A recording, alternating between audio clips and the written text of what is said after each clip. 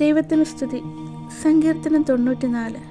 പ്രതികാരത്തിൻ്റെ ദൈവമായ യഹോവേ, പ്രതികാരത്തിൻ്റെ ദൈവമേ, പ്രകാശിക്കണമേ.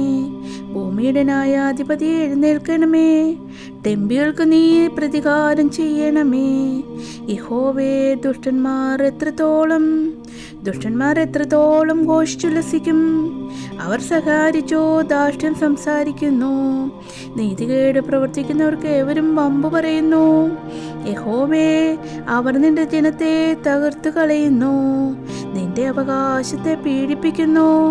അവർ വിധവയും പരദേശിയും കൊല്ലുന്നു, അനാഥന്മാരെ അവർ ഹിംസിക്കുന്നു. യഹോവ കാണുകയില്ല എന്നും യാക്കോബിന്റെ ദൈവം ഗ്രഹിക്കുകയില്ലെന്നും അവർ പറയുന്നു. ജനത്തിൽ മൃഗപ്രായവരെ ചിന്തിച്ചു കൊള്ളുവീൻ. പോഷന്മാരെ, നിങ്ങൾക്ക് എപ്പോൾ ബുദ്ധി വരും? ചെവിയെ നട്ടവൻ കേൾക്കുകയില്ലയോ?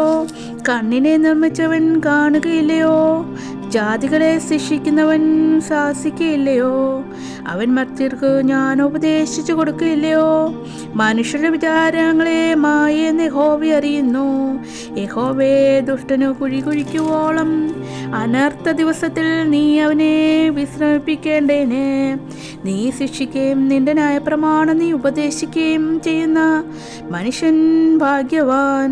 യഹോവ തൻ്റെ ജനത്തെ തള്ളിക്കളയുകയില്ല, തൻ്റെ അവകാശത്തെ കൈവിടുകയില്ല.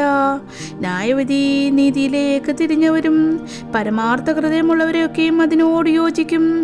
ദുഷ്കർമ്മിയുടെ നേരെ ആർ എനിക്ക് വേണ്ടി എഴുന്നേൽക്കും? നീതികേട് പ്രവർത്തിക്കുന്നവരോട് ആർ എനിക്ക് വേണ്ടി എതിർത്ത് നിൽക്കും? യഹോവ എനിക്ക് സഹായമായിരുന്നില്ലെങ്കിൽ എൻ്റെ പ്രാണൻ വേഗം മൗനവാസം ചെയ്യുമായിരുന്നു. എൻ്റെ കാൽ വഴുതുന്നു എന്ന് ഞാൻ പറയുന്നു. യഹോവേ, നിന്റെ ദയ എന്നെ താങ്ങി.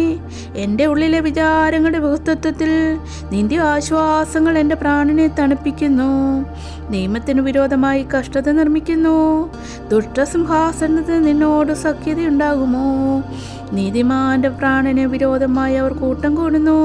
കുറ്റമില്ലാത്ത രക്തത്തെ അവർ ശിക്ഷയ്ക്ക് വിധിക്കുന്നു. എങ്കിലും യഹോവ എനിക്ക് ഗോപുരവും എൻ്റെ ശരണശൈലമായ എൻ്റെ ദൈവവുമാകുന്നു. അവൻ അവരുടെ നീതികേട് അവരുടെ മേൽ തന്നെ വരുത്തും, അവരുടെ ദുഷ്ടതയിൽ തന്നെ അവരെ സംഹരിക്കും. നമ്മുടെ ദൈവമായ യഹോവ അവരെ സംഹരിച്ചു കളയും.